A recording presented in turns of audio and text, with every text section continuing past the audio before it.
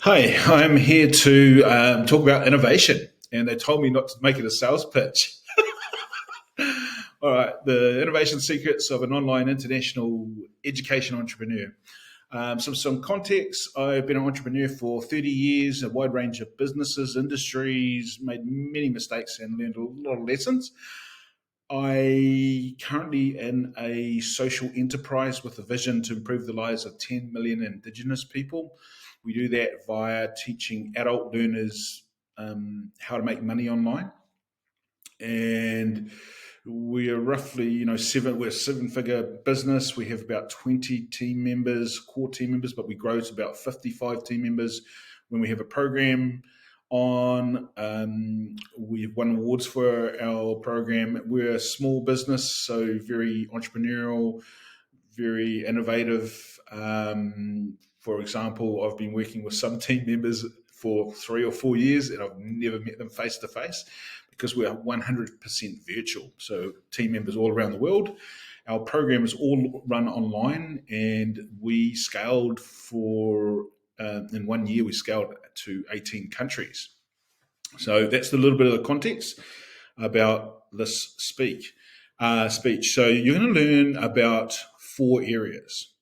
And those 4 areas are innovation processes that we use to scale to those countries, the secrets to 24 e-commerce experts that we use to grow internationally online. Number 3 there is which area in your business has the greatest return on investment or effort to innovate in.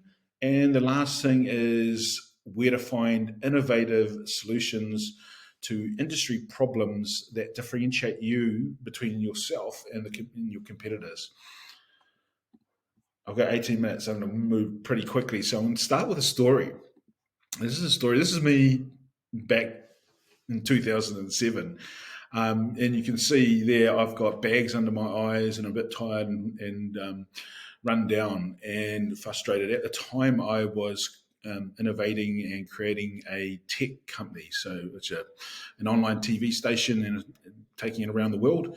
And like my method, you dropped out of high school, I don't have all that context. I'm of average intelligence, but I have tenacity. And so I have a goal that I'm heading towards, and I try something, and if it doesn't work out, then I have to try again and try the next thing. And I keep going trial and error, and that's my process. The challenge with that process is it runs you down like your body, and that's how I've got the black eyes here. Anyway, I had the fortune to meet a mentor. His name was Dennis. Dennis worked for one of the most expensive consulting companies in the world out of New York, and he would train executive teams of Fortune 500 companies, the big multi-global companies, in strategy and thinking different. And I had the fortunate for him to be a mentor for me. And we first met at this wine bar, and I rocked up at the wine bar, and there was Dennis. He was in a white, pristine shirt, like nicely pressed. He had a fedora hat on and a long black trench coat. He was drinking a glass of wine. Anyway, we connected and learned about each other and built a relationship. And he looked at me and he summarized me up. He said, Travis, you can't keep doing what you're going to do. The way that you're operating, you're going to kill yourself. You're working 80 hours per week, and you can't continue to do that without having some adverse effect. You hardly see the daylight. You're just working so much. And I said, yeah, look, you're preaching to the converted, I know. And that's why I'm seeking help from you. And he said, okay, do you want to know the secrets? And I said, yeah, I do. I want to know the secrets, Dennis. And he said, well, the secret is to ask yourself the right question. If you're trying to solve any problem, you need to ask yourself the right question. Then he finished his wine in the middle of our conversation, got up and left. Just left. I'm sitting there going, got to ask yourself the right question. And I left that meeting, went back to what I knew, which is trial and error, all the time thinking about what are the right question. And I came back a month later for our next meeting in the same condition, bags in my eyes. I was pretty worn out, and there he was in his fedora hat and having a glass of wine. Sat down and repeated this process, and he said, "Travis, do you want to know what the right question is?" And I said, "Yep, I want to know what the right question is, Dennis." And Dennis said, "The right question is, when you're problem solving anywhere in your business, people, products, sales, marketing, wherever it is to ask yourself, what is the fastest, easiest, low cost, least risky way to solve whatever problem? Fast, easy, low cost, less risk." And I left that. He left and jumped back in his flash car and left me there. And I was like, yeah, fast, easy, low cost, least risk. That sounds good. But I try to get my head around that. How do I apply it? Anyway, I went back to what I knew, trial and error, and rocked up the third month. In the third month, I had really black eyes again. He's just looking at me, shaking his head. And, we had another glass of wine, and he said, "Travis, you want to know what the answer to the right question?" And I said, "Yep, I definitely want to know the answer, Dennis." He said, "Well, the fastest, easiest, low cost, least risky way to solve any problem in your business is not to do it yourself." I'm like, what the hell? Not do it yourself? Oh my, this guy. Hey, wow. Okay, so what's the answer there? He said, "Well, you don't do it to yourself, but you spend your effort not on solving how to solve it or how to solve the problem. You spend your effort on finding who has solved the problem before. That person has made all the mistakes on someone else's money, so they're going to give you that advantage. They have the brand credibility to attract other 18 players to your team, because 18 players only want to play with 18 players. And then he has the networks to leverage or to go out and to help accelerate you to get you to the goal that you're trying to achieve." So spend your time finding the who. And he was about to finish his. I was thinking about that. I know this is sounding profound, like the who. Yeah, the who. And then just as he was leaving, I said, "Yeah, but what happens when you find the who?" And he said, "When you find the who, there are three possible things that you can do. You can get coached or mentored by them, knowledge transfer, or you can get them in a joint venture. So that's where they participate and they get upside in the venture as a business partner, or you can contract or employ them." And so those are the three things. When you find the who, that's your three options. I left that. It took a while to sink in, but it's been the most profound way to innovate problems inside the organization. I'm going to show you a few examples of how we apply it. So one of the next things that we do is, this is the who.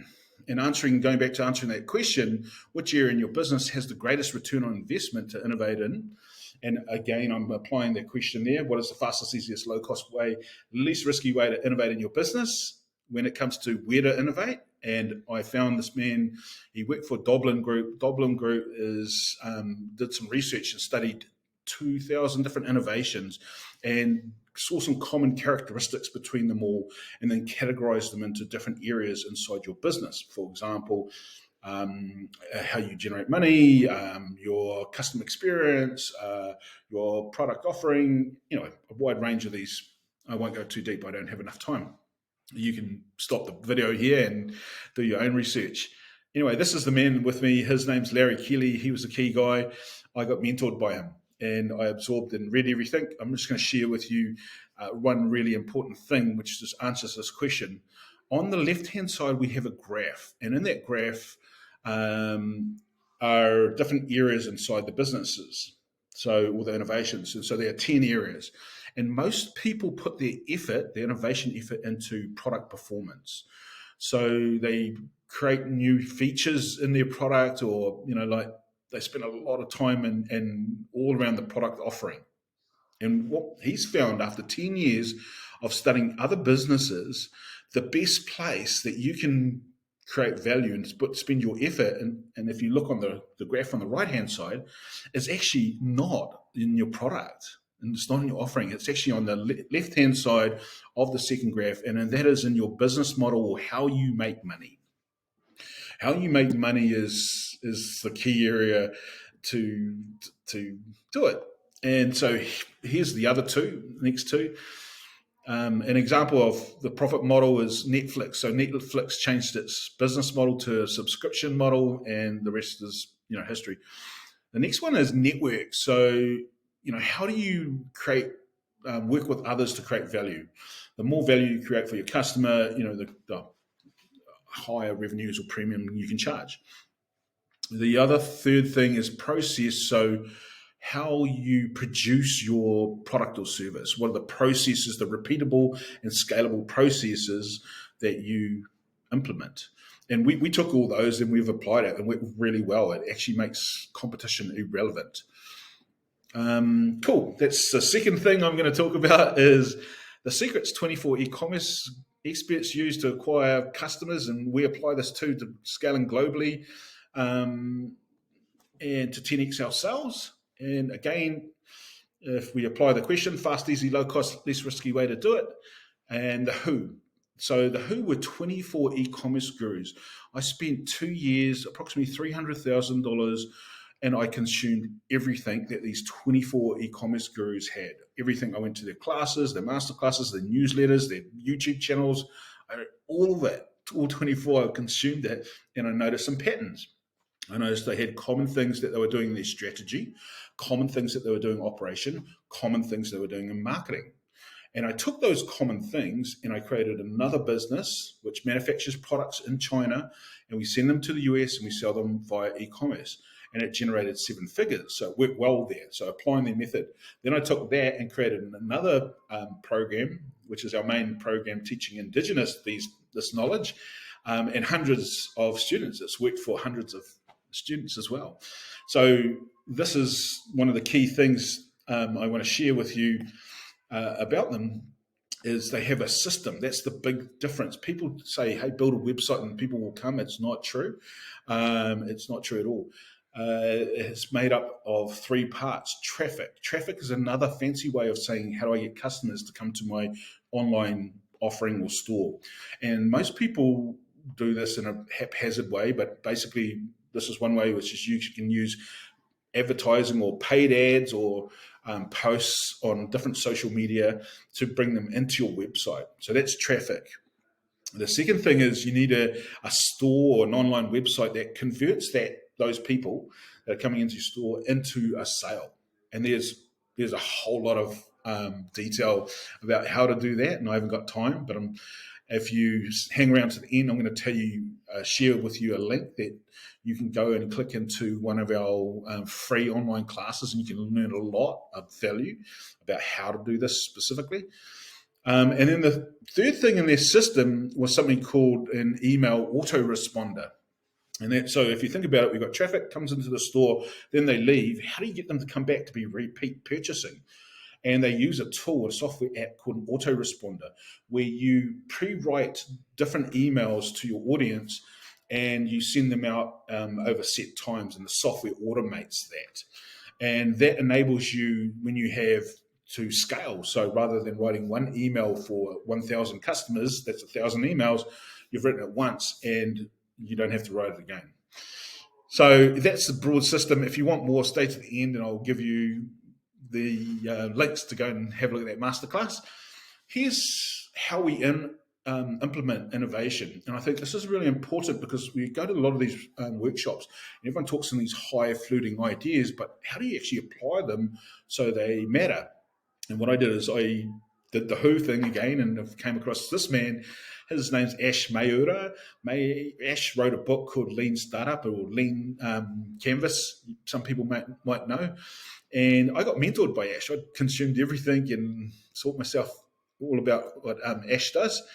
And basically, we apply this process in weekly experiments to improve our curriculum. So our learning curriculum, we apply it. Our learner experience, so the engagement that student has with us, our business model, our strategic partnerships, we apply it everywhere. And what it is you have a key result. And a key result is something that you're trying to achieve each week. And then you have a hypothesis, a guess. And you take that guess, you do some action, which is a test, like a little science experiment. And then you learn from that test. And then you learn from that test about what you're going to improve to get to the key result. And then you iterate.